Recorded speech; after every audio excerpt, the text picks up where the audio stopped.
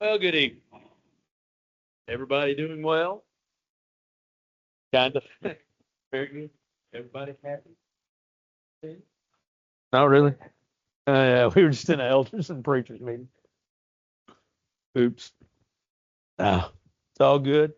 Do you have anything good to say about me between now and March 20? Is that what we said? 22nd? Uh, be sure and tell the elders if you have anything bad to say about me, wait till March 23rd. Anyway, it is what it is. But we're glad you're here. I hope you will, as Jay said in the announcements. Hope that you'll stay afterwards. Even if you didn't bring anything, don't worry about that. There's plenty. If there's not, we'll just sit around and talk, and that'll be fine too. We'll get you a cracker. There's crackers back there, and we'll get you a cracker. No, there's plenty. And stay around and spend some time with us, if nothing else. We are continuing our series of lessons. We will for quite a while. And favorite verses. These are your favorite verses, and they're my favorites as well. But tonight we're in Philippians 4, verse 13. You ever had those days where it's like pushing a rock uphill? I mean, you just want some of those days that are good. You want those days that are wonderful, where the rock is not being pushed up the hill, but the rock is being pushed down the hill. And getting these pictures together and getting the PowerPoint together, I found another picture that I thought about putting on there and contrasting. Because some days are like this, where you push the rock up the hill, and then some days are like pulling the rock, and the picture was pulling the rock up the hill. There are just days like that.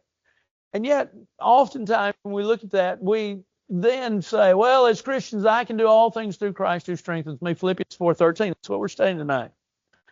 But we have to understand all of that. We have to think about that. Life is frustrating. Life is difficult. There are times in life, there are circumstances in life where it's just really impossible. But we have to learn to continue to move on. And we have to learn to continue that even as Christians, we're really on top of the hill. Whether you like to think about it or not, we're really there. And we're there by the grace of God and the goodness of God and the strength of God. But what about Philippians 4:13? Well, I want us to do several things. I want us to get there first. And in order to understand our favorite passages, we're all doing, in all of these, we're going to do a little background, some more than others. This one's a little bit more in length than, say, next Sunday night's probably will be. But I think we have to understand the book of Philippians. The book of Philippians was written to the church at Philippi. The church of Philippi was actually in Macedonia. So Philippi was basically, if you will, that part of that call, in which the call from Macedonia Paul received, come and to speak, to preach. But Philippi itself, before we get into the church, Philippi itself was an interesting part of Macedonia. It was basically a colony. And as a colony, it had, while under Roman rule, it had freedom in its rule. It could pretty much do what it wanted to as long as it didn't create problems for Rome. It was a very large city, very nice city, but it was a city that, as we said, was pretty much left to its own. And it was a city that Paul loved dearly. The reason for writing was because Paul loved this church. Paul loved the church dearly. He was in Philippi twice, in Acts 16 and also in Acts 20. Acts 16, remember the Philippian jailer? That's where you find that story. In Acts chapter 20, he comes to Philippi and part of that Macedonian call, and he goes through there. So Paul was well associated with this church and with what was going on in Philippi. He writes this letter, and if you were to look at a lot of books that talk about this book, they'll say the reason for writing this book is to proclaim joy and rejoice in Jesus Christ. Well, it is. But yet one of the things you find out, and we'll mention it here in just a second, is in Philippians chapter 4, verses 2 and 3, there were some sisters that couldn't get along, and that presented problems. But Paul wrote to the church at Philippi, and he wrote to them really, I think, for several reasons, but not only rejoicing in the Lord, but he also wrote to them because Epaphroditus had brought a gift from the brethren at Philippi. Now, the reason they had sent a gift to Paul and Paul had received it is because when Paul writes this book, this is what is called a prison epistle. If you've ever read much religious books and you find the words prison epistle, well, that includes Ephesians, Philippians, and Colossians, but most notably Philemon as well. But these books were written while Paul was in Roman imprisonment. Philippians was one of them at 62 AD, which means that if you go through and you're trying to weave a chronology for the life of Paul, it's right at the end of the book of Acts. Now, Paul will live a little longer. Paul will get out of Roman imprisonment, and Paul will later write 1st, 2nd Timothy, and Titus, and Paul will die about 68 AD. And so it's 62 AD, right at the end of the book of Acts. Paul's in Roman imprisonment, and Paul sits down and writes this letter to thank the brethren for the gift that they have sent to him. As we said, he wrote it somewhere around 62 AD, but he wrote a book that deals with a lot of things. But chapter 4, which is where our text is for this evening, is a fascinating chapter. In chapter 4 of Philippians, Paul writes some 7 imperatives. 7, here's what I want. Here's what is to be expected of you as Christians. And so while this book is a little book, it's a joyful book. It is a book that is fascinating to read. It is very short, but Paul says here, I want you to remember certain things. First of all, I want you to encourage one another. Beginning in chapter 4, verse 1, what does he say? He says, basically, he tells them, he says, you need to really encourage one another. Paul understood the church of Philippi, like all churches, need to be strengthened, to be encouraged by fellowship, to be encouraged by one another. And so Paul wrote to encourage the brethren, but he also wrote and he told them there's unity. There's 2 sisters in verses 2 and 3 in the church of Philippi who evidently were having little problems, little issues. Don't know exactly what their issue was, but Paul is proclaiming something that he'd already proclaimed, especially in the 2nd chapter. But it's interesting because if you go back to the 1st chapter, here's what Paul says in a nutshell: love one another. In the 2nd chapter, he says, serve one another. He begins in the 2nd chapter, verses 1, 2, 3, and 4, by talking about serve one another. And then he says, beginning in verse 5, let this mind be in you, which is also in Christ Jesus. And what was that mind? A mind of service. So when you get to the 4th chapter and you find out that Euodia and Syntyche had a problem with each other, not knowing what it was, but Paul told the brethren, make sure that you basically get them on the same page, that you have unity in that congregation. And then Paul told them to have a happy heart. He said, rejoice in the Lord. As Christians, we should rejoice in the Lord. Why? Because of what we have, what we've been blessed with, not just physically, but spiritually as well. We've been blessed with a great many things. And so Paul says, brethren, rejoice, be happy. Paul will use the idea and the terminology with rejoice and joy some 13 times in this book. And so he tells them to have a happy heart. And then he tells them, you need to understand the Lord's at hand. The Lord's coming back. Hard to believe, but those brethren still believed and were waiting for the coming of the Lord. Not only just coming to the Lord, but the Lord's near. The Lord's near. That helped, or should have helped the church and brethren at Philippi, because they should understand what? They should understand the Lord's watching. Now, that's not always a comforting thought, but it is something that Paul wanted to warn them about. That Paul was telling the church, you need to understand, the Lord's watching. You need to be careful. He also tells them in verse 5, he says, be gentle. Be gentle. The idea of gentle is the idea of be sweet. Cooperative is the idea.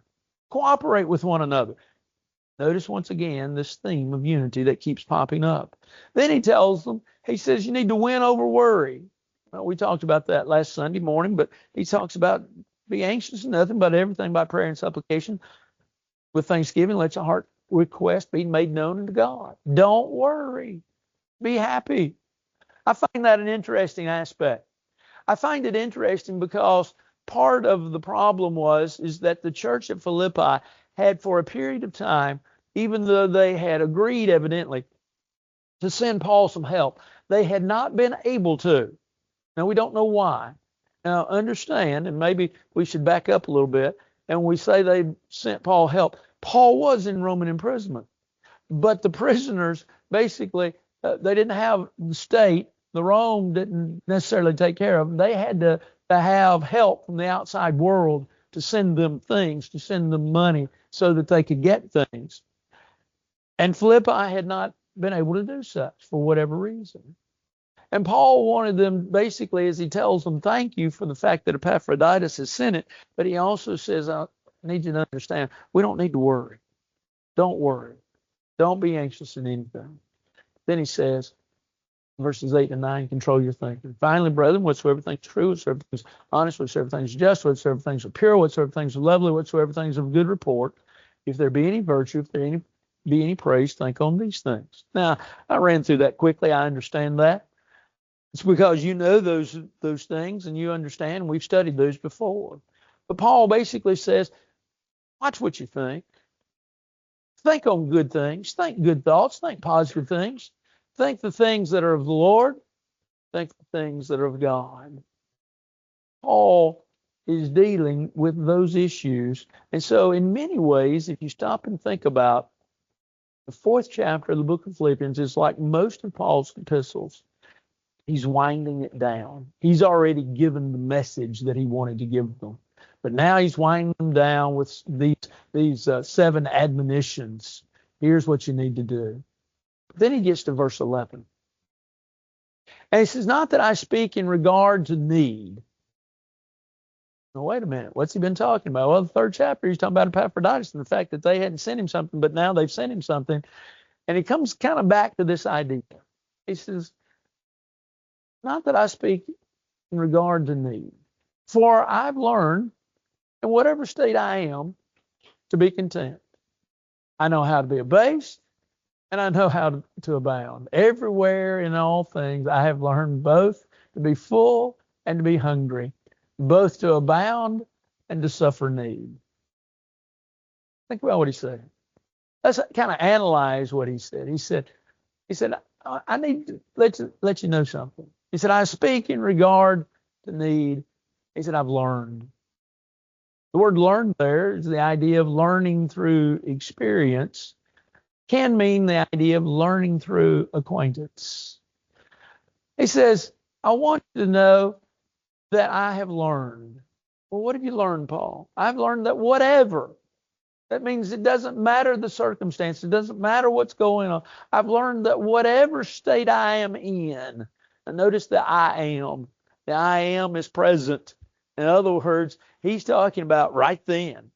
And where's Paul? In prison. Where's Paul? Probably needing what the church of Philippi has now sent him. But he says, I have learned that whatever state I am presently in, to be content. The idea of content. What is that?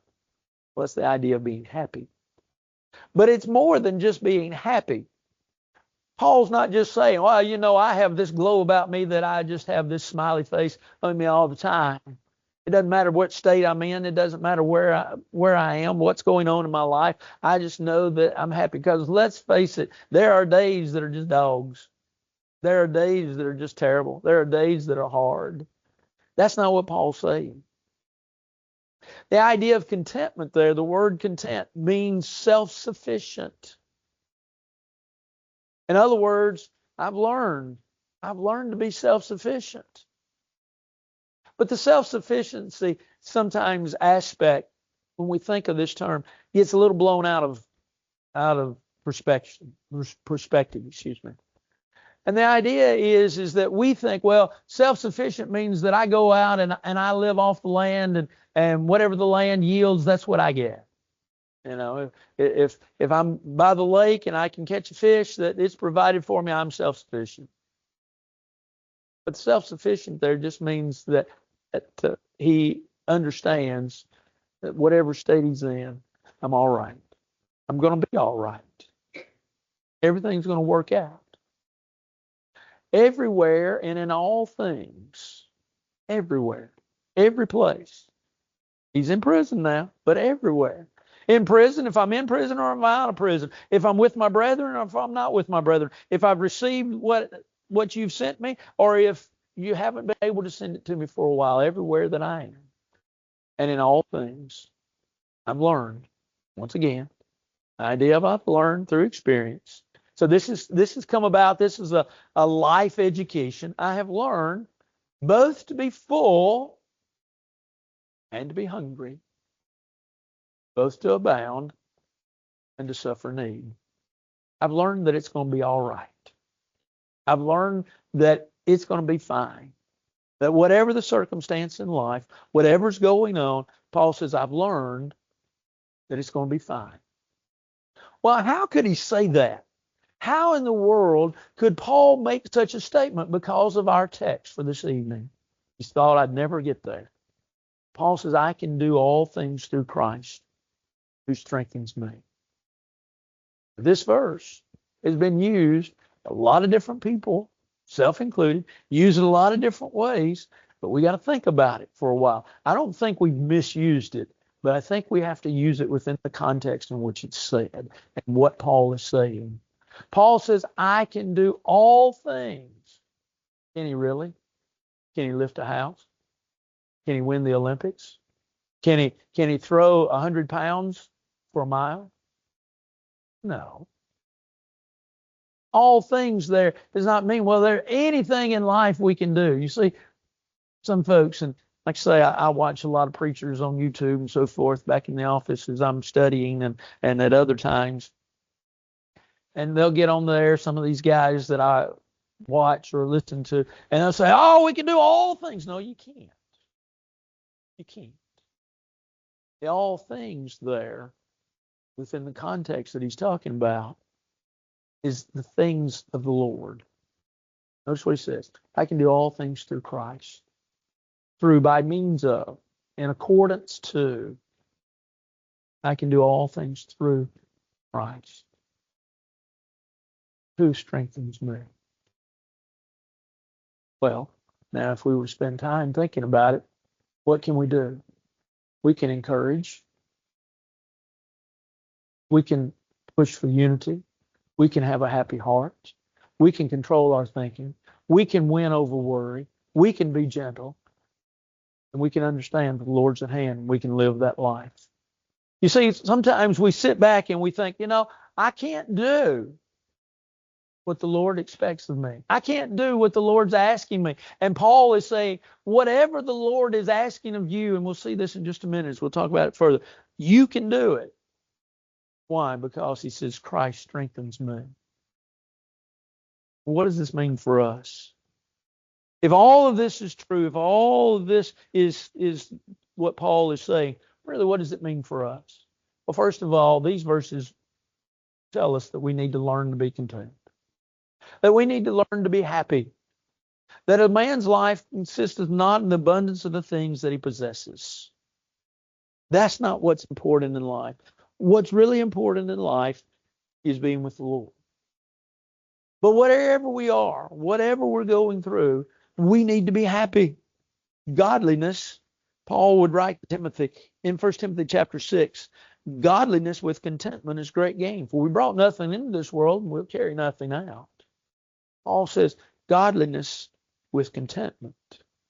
Living the Christian life and being content. Living the Christian life and saying, Lord's going to get me through it. I'm going to be content. Paul says that's important. And so lay not up for yourselves treasures upon earth where moth and rust does corrupt and where thieves break in and steal, but lay up for yourselves treasures in heaven where neither moth nor rust doth corrupt and where thieves do not break in and steal. Matthew chapter 6, beginning verse 19. The idea of contentment is many times a whole lot easier said than done, isn't it? We live in a world of discontent. We live in a world of enticement. You turn on the TV set, what are the commercials there for? To entice you, to get you to buy in. I like the fact the other day I got something in the mail. It was from a company and they were inviting me to come eat with them for supper. It was a company. You know what it said at the bottom? There will be no sales. Why did you put it on your letterhead? There will be sales. There will be a push. But that's the life or the world in which we live. Paul says, learn to be happy. Learn what's really important in life. Learn that life itself is its life. And we're going to get through it. We're going to come out on the other side. And so we must learn from these verses that wherever we are, whatever's going on in our life, whatever trouble is going on, and whatever wonderful things going on, just be happy. Just be content. But then second of all, he says, and this is really the point of verse 13, our text tonight. I can serve the Lord. I can serve the Lord. The Lord asked us, maybe we should say, it's called us to serve Him. He's called us to be His servants, to do His bidding for Him. That's what God expects of us. This morning in Bible class, we used Ephesians chapter 2, verse 10. For we are His workmanship, created in God, Christ Jesus, unto good works. That's what God's called us to do. To live a life with Him, but to live a life for Him. To live a life that, simply put, serves Him. That's the purpose of our life. If you stop and if I were to ask you when you came in this evening, what's the purpose of your life? What do you see your purpose in life as being? Hopefully, while the answers might vary a little bit, they center around this idea: I am to serve the Lord. That's my priority. That's my purpose in life. Preacher, I don't do that all the time. What do you mean you don't do that all the time? Well, I eat and I sleep. There are times in which I have to rest. There are times in which I'm at the doctor's office. I'm at the grocery store. I'm at the bank. I'm here. I'm there. I'm all these places. I'm not always, going around telling people about the Lord. Well, that's not all that service is. Service is not just evangelism. Service is letting that light shine before men. Service is being that good example. Service is speaking about the Lord, but it's also representing the Lord in such a way. The Lord has called us to that. The Lord has called us to defend His will and His way, but He's also called us to stand up against temptation, hasn't He? He's called us to stand up against the forces of evil.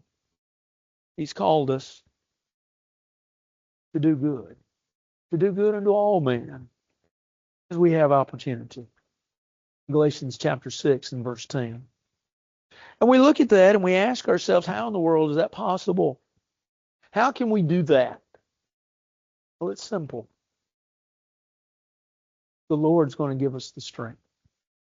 You see, sometimes we live in this world in which we live, sometimes it gets hard. It gets hard to push back against Satan. It gets hard to push back against temptation. It gets hard to do the right thing when the world is doing wrong. And yet the Lord tells us we're in the minority. We're individuals that are fighting the fight, but just keep fighting the fight. And the Lord tells me to watch, to be strong in the faith. I just wonder how in the world I can do that. Go back to the text of Philippians 4:13. I can do all things through Christ. Where does the strength come? Where do I get my strength? According to Ephesians chapter 3, verse 16, that He would grant you, according to the riches of His glory, to be strengthened with might by His Spirit in the inner man. Paul would pray for the church of Colossae in Colossians chapter 1, verse 11, that they would be strengthened by the Lord. Where do you get your strength? From the Lord. Sometimes, and Suzanne and I have both said Ethan was really easy to raise. But there are times when even easy to raise children push you. And the reason being because when they step out just a little bit, it's so abnormal that, it really does get on your nerves and your patience and you're thinking, and oh, me. And there were times in which I would look at him and I'd say, give me strength. We do that in life, don't we? Lord, give me strength. Give me strength to be the example that I'm supposed to be. Give me the strength to do what you want me to do. Give me the strength to accomplish your will. And that's what Paul is saying. So while we've used this verse in a lot of ways, a lot of different times, we have to understand that if it's God's way, God will grant us the strength. We may not see it. We may not feel it. We may not understand it. But God has promised to give you the strength. You'll get through it. You'll be able to survive. You'll be able to push forward. Remember, Jesus said in John 5, or 15, verse 5, Jesus is talking about, I'm the vine and you are the branches. And you remember what he says in verse 5? He says, without me, you can do nothing. Now, if that's a true statement, and we believe that it is, the Lord made it. The Lord says, without me, you can do nothing. If that's a true statement, the opposite of that is also true. With me, you can do everything. Well, once again, we put everything not as literal, not as, you can accomplish setting the world on fire, but at the same time, you can accomplish what you need to accomplish. Because going back to that analogy in John 15, I'm the vine, you are the branches, he that abides in me, same bears forth much fruit. What is he doing? He's doing the Lord's will. He's doing the Lord's work. He's doing what he's supposed to do. He's doing what God has asked him to do.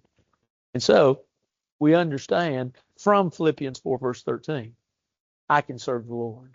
I can make it. I can do what God wants me to do. God's going to strengthen me to do that. But then the third thing that we learn is that Jesus really is enough. Jesus is all we need. We don't need anything else. Our sufficiency is not of ourselves. Isn't that what Paul wrote in 2 Corinthians chapter 3, verse 5? Our sufficiency is not of ourselves. Well, where's our sufficiency? According to 2 Corinthians chapter 3, Paul says our sufficiency is in Jesus Christ. Is that really true? Is Jesus enough? Yes. In Revelation chapter 21, Jesus makes a statement in verse 6.